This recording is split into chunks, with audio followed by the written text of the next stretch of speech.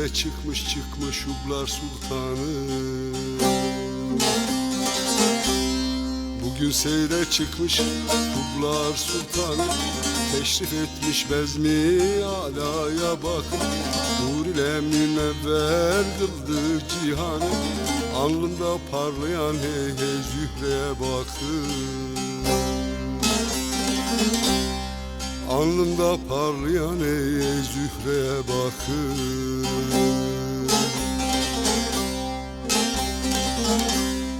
Sanki gökten yere indi bir melek.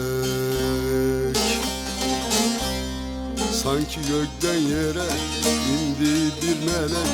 Bezmi aşıkana geldi gülerek. Bir elinde meze verdi gelerek. Bir elinde meymeyi sepaya bakır.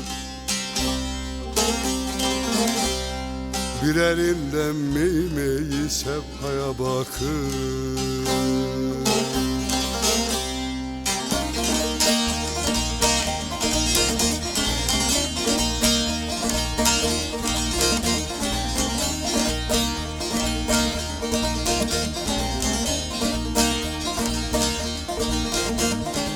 Yine sensin bu cihanda Hublar Sultanı. Yine sensin bu cihanda Hublar Sultanı. Mescid-i mihrabım, dost kıblegahım. Sure-i Rahmansın işte gümrahım. Veçinden esma-i hey hey hüsnaya bakın. Veçinden esma-i hey hey hüsnaya bakın. Cihana gelmemiş hey hey böyle mehpare.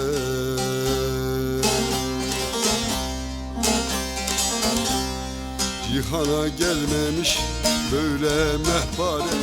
Aklımı başımdan aldı ne çare. Sıtkıyı bülbül gibi düşürdü zara. Açılmış gül gibi hey hey hemraya bakın. Açılmış gül gibi hey hey hemraya bakın.